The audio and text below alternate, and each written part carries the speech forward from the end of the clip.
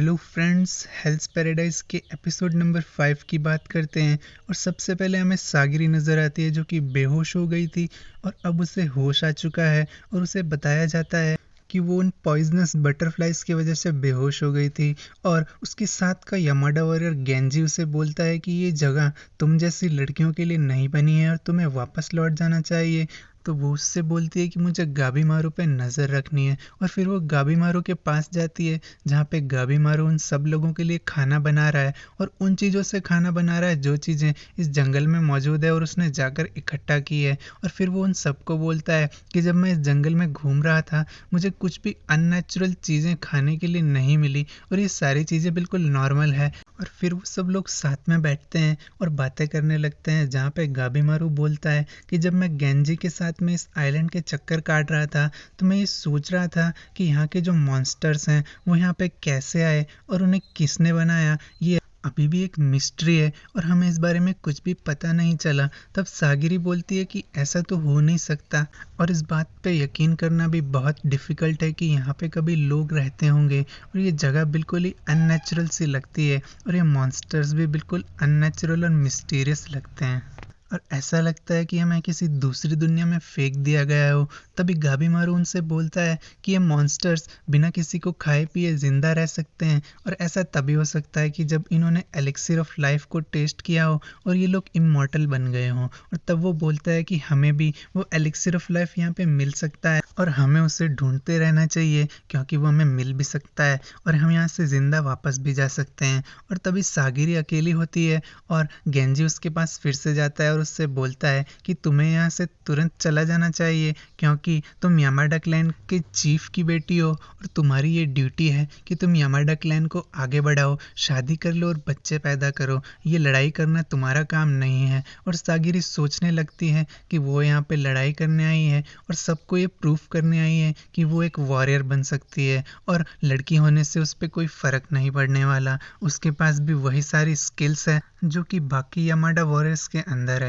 और तभी हमें एक क्रिमिनल नुरुगाई और उसके साथ का यामाडा वॉरियर टेंजा नज़र आता है जो कि एक बोट पे बैठकर उस आइलैंड से भागने की कोशिश कर रहे हैं। और टेंजा बहुत श्योर है कि वो नुरुगाई को वहाँ से बाहर निकाल लेगा और नुरुगाई ये सोच रहा है कि हम यहाँ से कैसे बाहर निकल सकते हैं। और तभी उनके सामने एक बहुत बड़ी बोट आ जाती है और वो लोग सोचते हैं कि वो उसके अंदर बैठ के जा सकते हैं, लेकिन उन लोगों को ये नहीं पता कि उस बोट के अंदर पता नहीं कौन से डेंजर्स उनका इंतज़ार कर रहे हैं और कौन से मॉन्स्टर्स वहाँ पे छुप कर बैठे हुए हैं ताकि कोई आए और वो उन्हें खा सकें। और तभी अचानक से वो मॉन्स्टर्स उन दोनों को नज़र आते हैं और वो उन दोनों पर अटैक कर देते हैं और टेंजा उनसे लड़ने की कोशिश करता है और नुरुगाई उसके पीछे छुप जाता है। और तभी नुरुगाई को टेंजा को लड़ते हुए देख के अपने ग्रैंडपा की याद आती है जिन्होंने उससे कहा था कि तुम्हें कैसे भी करके ज़िंदा रहना है और अपने क्लैन को आगे बढ़ाना है क्योंकि तुम हमारे क्लैन के आखिरी बंदे हो। और तभी नुरुगाई को याद आता है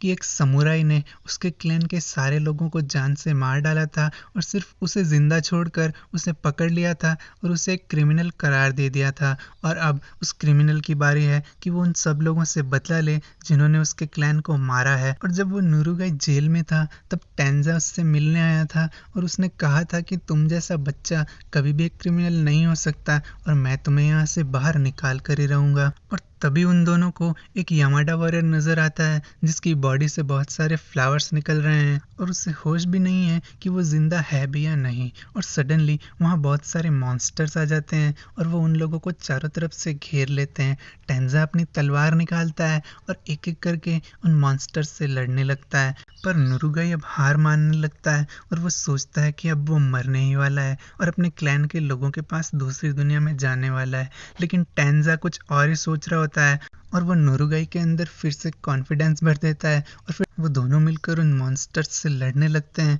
और उन सबको हरा देते हैं। और वो लास्ट में एक अजीब सी जगह चले जाते हैं जो कि वो आइलैंड ही होता है। और तभी टेंजा को पता चलता है कि नुरुगाई कोई लड़का नहीं बल्कि एक लड़की है और वो अचानक से शॉक्ड हो जाता है और सोचने लगता है कि अभी तक वो एक लड़की के साथ था और वो सोच रहा था कि वो एक लड़का है। और तब हमें सागिरी फिर से नज़र आती है और वो गेंजी की बातों पे सोच रही होती है कि क्या उसे सच में वापस चले जाना चाहिए। और फिर वो गाबीमारू के बारे में सोचती है और वो उसे नज़र आता है कि गाबीमारू अब चेंज हो चुका है और जैसा वो दिखता है वैसा बुरा वो है नहीं, उसके अंदर भी एक अच्छाई है और वो उसकी मदद करना चाहती है और वहाँ से ज़िंदा वापस उसके साथ में जाना चाहती है और वो सबको प्रूव करना चाहती है कि वो भी एक वॉरियर है। और वो यही बात गाबीमारू भी उससे कहता है कि तुम बहुत स्ट्रांग हो, बस तुम्हें अपने दिल पर भरोसा करना चाहिए और अगर तुम्हें खुद पर यकीन आ गया तो तुम्हें एक अच्छा वॉरियर बनने से कोई भी नहीं रोक पाएगा। और ये सुनकर सागिरी सोचने लगती है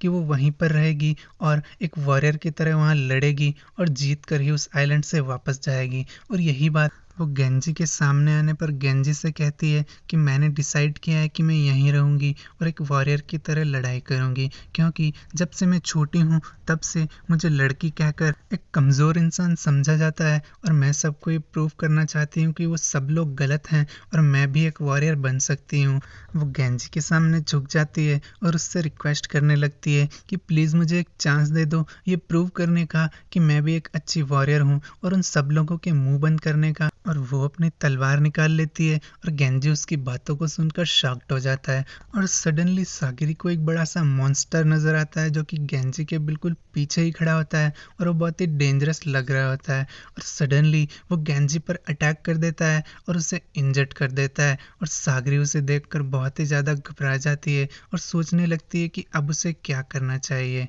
और एपिसोड खत्म हो जाता है।